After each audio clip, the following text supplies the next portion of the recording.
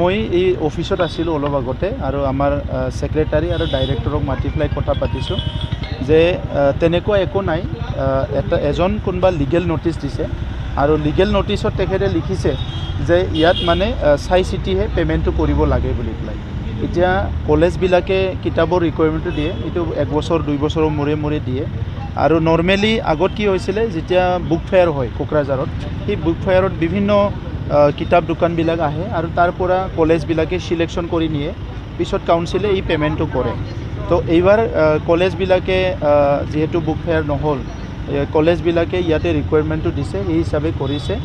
আৰু এতিয়ালৈকে তেনেকুৱা একো দেখিবলৈ পোৱা নাই মই আজি সেক্ৰেটাৰীক সুধিলোঁ এটা পেমেণ্টো কৰা নাই একো কৰা নাই কলেজে কিতাপ ৰিকুৱাৰমেণ্ট দিয়া হিচাপতে তেখেতসকলে কামবিলাক কৰে গতিকে সেইটো এটা ডাঙৰ এলিগেশ্যন এটা লগাইছে ইয়াৰ ওপৰত আমি চাম কি একশ্যন ল'ব পৰা যায় সেপ্টেম্বৰ মাহত ইলেকশ্যন হ'ব আৰু এতিয়া UPPL দলে আমি 3200 যি বুথ আছে ইয়াত আমাৰ কাম চলি আছে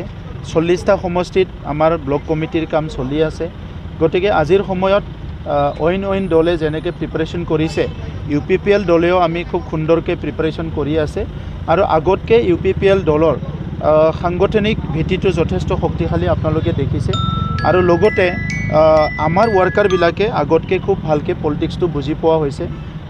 আমাৰ UPPL মডেল অফ পলিটিক্সটো আছিলে শান্তি সম্প্ৰীতি নিৰাপত্তা সমন্বয় আৰু উন্নয়ন আৰু এই 4টা মটটো লৈ পেলাই আমি কাম কৰি আছোঁ আৰু আজিৰ তাৰিখত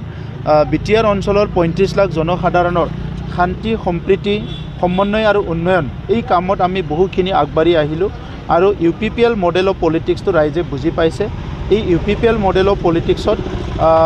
এই অঞ্চলৰ জনগণৰ উন্নয়নৰ কাৰণে এই অঞ্চলৰ জনগণৰ আগবাঢ়ি যোৱাৰ কাৰণে যথেষ্ট সুবিধা আছে আৰু সেই সুবিধাটো লৈ আজি বিভিন্ন দল সংগঠনৰ নেতৃবৃন্দ কৰ্মকৰ্তা কাৰ্যকৰ্তা সকলো আহি আমাৰ দলত যোগদান কৰিছে বহুত নতুন মুখ হ'ব বহুত পুৰাণী মুখো হ'ব গতিকে এইবিলাক কথা পাতিবলৈ যথেষ্ট সময় আছে আমি যোৱাকালিহে আলোচনা কৰি আহিছোঁ খুব সুন্দৰ আলোচনা হৈছে আৰু এতিয়া বিজেপিয়ে নিজৰ লাইনত কাম কৰি আছে UPPLৰ নিজৰ লাইনত কাম কৰি আছে সময় আহিব সময়ৰ পিছত আমি গোটেই কথাখিনি সেটেল কৰিম আমিও 40টা সমষ্টিত কাম কৰি আছোঁ তেখেতসকলে কিছুমান সমষ্টিত কাম কৰি আছে গতিকে বিটিআৰ অঞ্চলক আগুৱাই নিয়াৰ কাৰণে যাৰ এটা ভাল এটা সিদ্ধান্ত বা ভাল এটা চিন্তা আছে সেই সকলে বিটিআৰ অঞ্চলৰ কাৰণে কাম কৰিব আমাৰ ইয়াত ক'ব লগা নাই ওপৰেদি থু পেলালে নিজৰ মূৰতে পৰে 17 বছৰৰ BPFৰ দিনত ঘূৰি যাওক তেতিয়া কি দেখিবলৈ পাব 2900 কোটি টকা কেলেংকাৰী কোনে কৰিছে আৰু এই কথাবিলাক চালে যে বহুত দেখা পাব মানে ইহঁতৰ আৰু বেলেগটো বাদ দিয়ক পাৰ্লিয়ামেণ্ট ইলেকশ্যনৰ সময়ত মটৰচাইকেলতে কোনে ধৰা পৰিছিলে এতিয়া এই কথাবিলাক আৰু আমি সমাজৰ আগত ক'বলৈ ভাল নালাগে আমাৰ এই সমাজখনত আমাৰ সকলো আছে মা দেউতা দাদা ভাই বাইদেউ ভনী আমাৰ সন্তান আমাৰ শিশু চবেই আছে যুৱ যুৱতী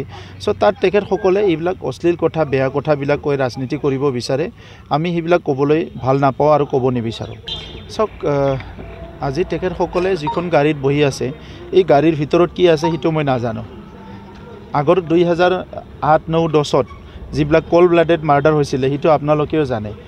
আপোনালোকে ইয়ং সাংবাদিকবিলাক নাজানিলেও সিনিয়ৰ সাংবাদিকসকলে খুব ভালকৈ জানে 2008-9-10ত কেনেকৈ হত্যাকাণ্ডবিলাক হৈছিলে গতিকে সেইটো জাগাত বহি পেলাই আজি বেলেগৰ দুখীয়া আঙুলি এটা দেখালে 3টা আঙুলি কিন্তু নিজকে দেখায় এই কথাবিলাক ইহঁতে বুজি নাপায় তো যদি হিচাপ নিকাচ কৰিব লাগে আমিতো ৰাজি আছোঁ প্ৰত্যেক বছৰত কিমান হত্যা হৈছে কোনে মৰিছে কোনে মৰা নাই কোনে মাৰিছে এইবিলাক সব ওলাই যাব গতিকে আজিৰ সময়ত BPFৰ বেলেগক আঙুলি দেখাব পৰা তেখেতসকলক নৈতিক অধিকাৰ নাই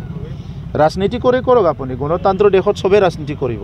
কথা ক'বলৈ সবৰ বাক স্বাধীনতা আছে সেই বুলি এটা নৈতিকতা এটা থাকিব লাগিব